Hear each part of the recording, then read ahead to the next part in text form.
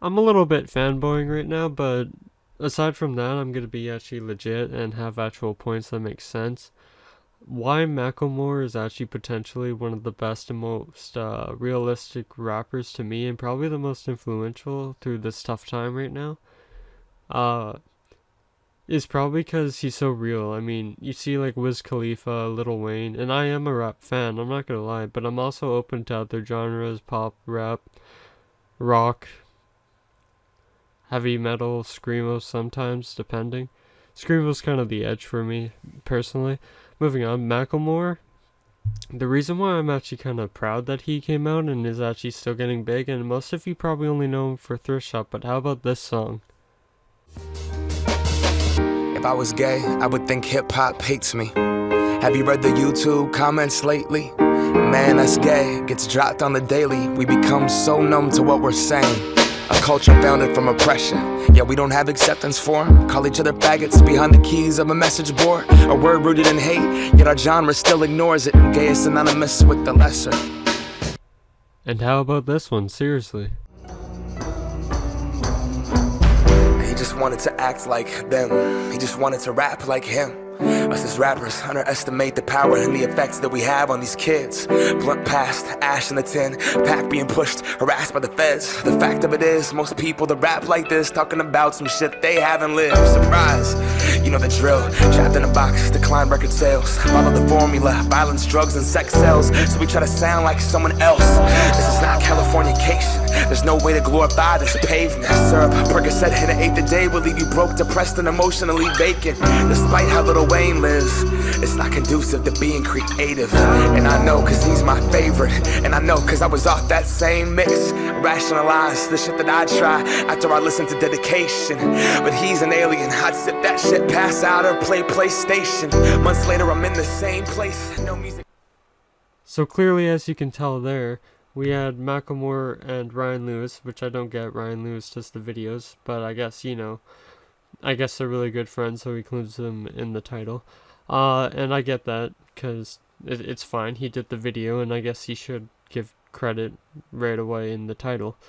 So Ryan Lewis did the filming. The filming is actually really good. If you go watch the original video, it's pretty interesting. I think it follows up.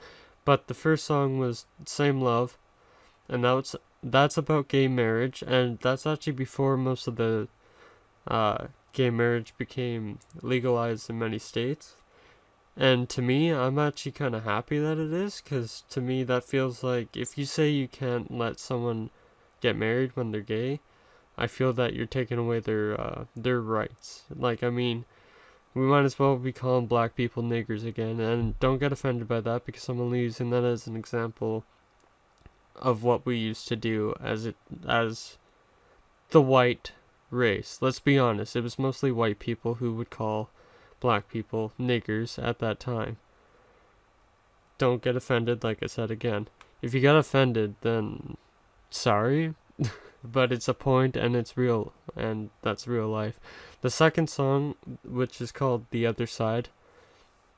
Oh, by the way, the first song, Same Love, was featuring The Fences. But the second song is called The Other Side, and that's basically about, I guess in a nutshell, doing drugs, rappers who say that they do drugs when most times they don't. I mean, look at Wiz Khalifa, Lil Wayne, they probably only smoke roach, but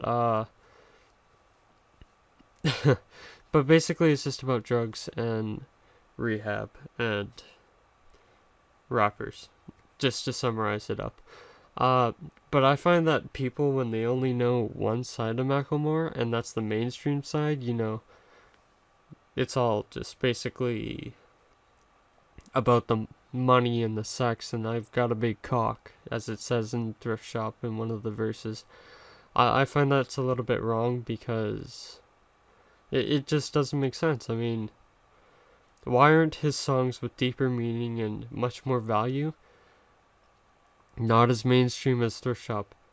And I know the answer, but I just mean as a society, how does that make sense in any way? I mean, Thrift Shop, it's a pretty good song if you think about it. It's got deep meaning in the sense that you spend $10 instead of spending 60 for some guy's fucking Hollister brand name on it. I mean, fat people aren't even allowed to wear Hollister or Abbott faggot. Let's be honest, okay? I mean, the thing that Abercrombie and Finch or whatever it's called, I don't even care because I'm not gonna wear their shit. I'm not gonna spend money on crap that they were so offensive about. Let's see. They said overweight people can't wear our clothing, and uh only fit and the good looking can wear our clothing. And I'm the designer guy, and I'm just I just get so touched when I see a nice looking man wearing some shirts and stuff. And I know it's kind of inappropriate that imitate like the uh stereotypical gay voice, but it's just out of humor, so chill out. Be mellow. Just listen to my voice. Moving on. Seriously though, Macklemore does have deeper meaning than this fucking thrift shop. I mean, look up his other songs. I just gave you 2 titles. That's a good start. I mean, in the related videos, you'll find even more. If you go through, you'll actually find that he has so much more meaning and a greater influence than I find that most people will give him credit for. And I get that he's a white rapper and you're expecting a black rapper, but let's face it, most black rappers, and I know that's not the right word to use, black African American rappers, just to correct myself, and so we're still on the same page. They rap about sex, money, and drugs. Do you really want to hear that 24/7? I mean, what's the difference? Think about it. They change up the verse a little bit, they touch up the chorus a little bit, they change the beat, they change the instruments. I mean, you might as well play the same song on repeat, changing up the beat, chorus a little bit, whatever. But in the end, it'll still be about sex, money, drugs, and the club. Because the club's so fucking awesome. Because, America has the best clubs ever. Canada's clubs suck too. I mean, if you go down to the Phoenix in Abbotsford, it's a piece of shit. It's filled with a bunch of, not to be racist, but Indians, and those Indians like to really grab girls. Really like to grab girls. I mean, it's pretty close to rape. Some of them try and pull down their pants. That's how bad it is. And I don't just mean the Indians, not to single out a whole race. I mean, there's probably some white guys there, but for the most part, whenever I hear about the Phoenix or see the Phoenix, it's Indians, okay? Not to be totally out there and offensive. But for Macklemore, in the most part, I just find so many people looking at rappers nowadays, and they're looking in the wrong place. I mean, they should be looking for more underground, because I'm sure more underground are more intelligent and not so mainstream. I mean, it's like once people hit the mainstream, their content just goes down the drain because they're just expecting a whole bunch of money. And hell, I mean, if you pirate music, I'm not against that, because generally the music that you're pirating, it probably isn't that good. No offense, I'm not into nowadays music. I am into some of nowadays music. I can't say that, but I'm into more. Like, I want meaning in my songs. I want happy songs. I want sad songs that you can relate. I want relatable songs. And I'm sorry to say, sex, money, and drugs, I can't really relate to every time because I don't think much of them. Like, I mean, I want to think more, soul. I want to hear something more to do with soul, like that blues, that jazz, that good stuff, like, that's me, myself, anyway. Like, but I can't understand why people would want to hear sex, money, drugs all the time. I mean, if you want to hear that, go to East Hastings in Vancouver and look at all the homeless people complaining about how they can't get their fix on coke. Like, would you listen to that? Maybe if I put a beat in a chorus? Which would be fucking hilarious, but at the same time extremely depressing. Like, think to yourself about the music that you're listening to and the music that you're paying for. I mean, most of the time the companies, whatever, the studios and whatever, they'll pay the musician and the musician will go from there.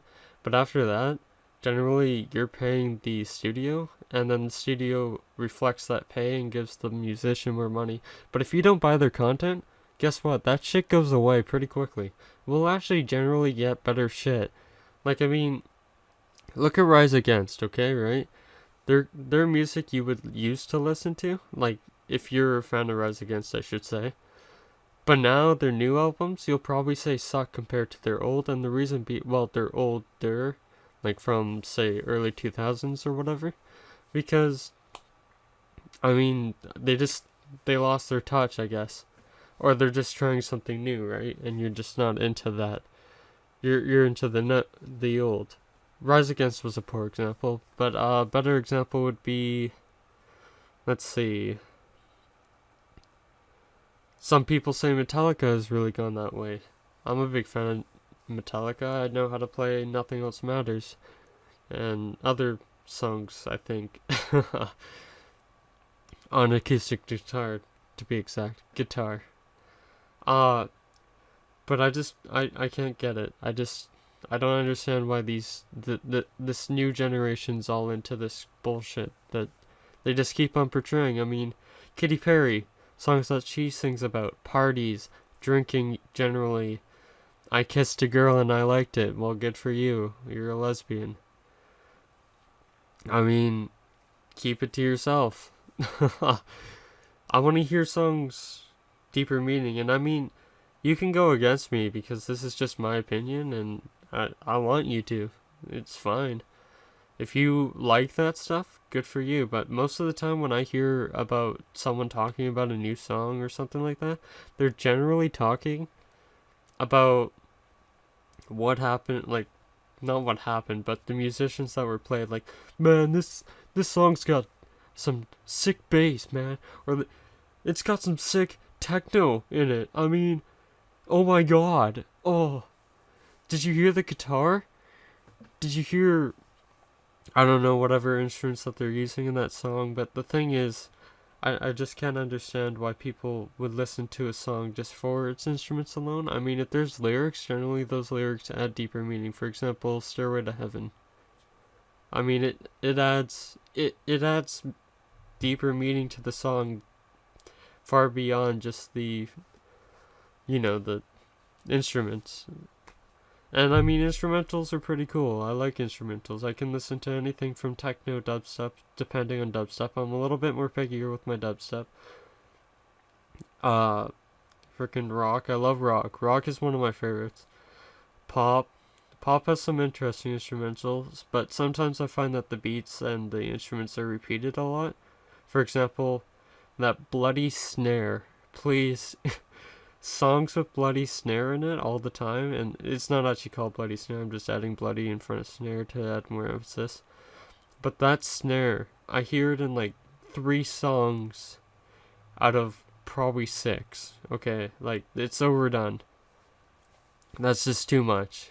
If you buy an album, and that whole album contains 3 snare taps over and over and over again, throw it in the garbage, because I mean, that you can't overuse an instrument, sorry to say, because I mean, same with Mumford and Sons, right? I mean, they're really cool with their slow and fast-paced instrumental banjo, but seriously, after listening to that over time and time again in their songs, you start to get old of it. And I really do like Mumford and Sons, but I mean, that music, when they just do the same instrument over and over and over again, don't change it up a little bit, it just gets old. But yeah, I guess that's about it for the rant. Glad you guys tuned in for this long, because I probably wouldn't have. To finish off, I should probably finish off with the main topic of this rant is, and that's simply Macklemore. Macklemore, keep up the good music and simply don't fall for the mainstream. You obviously got a meaning for selflessness. Like, you understand that you need to be selfless and not selfish. In the sense, like, I heard an interview with you once, and you said that if I'm selfish, and I'm trying to beat the other rappers, I'm paraphrasing, but you try and beat the other rappers, that's just being selfish. But if you're selfless and you give back to the people, of course you're gonna have a better following. Don't become mainstream, and I'm not saying don't become underground. What I mean by mainstream is don't become the mainstream idea where you're just doing whatever might get you a lot of money, like you said yourself, just singing or rapping about money, drugs, sex. You probably won't even hear this, and I don't really care. But your fans might, and they might take more pride in listening to your music, thinking this guy's actually a pretty good guy, and you seem to be a pretty good guy from your interviews and etc. And yes, I have been studying you. I've been stalking you.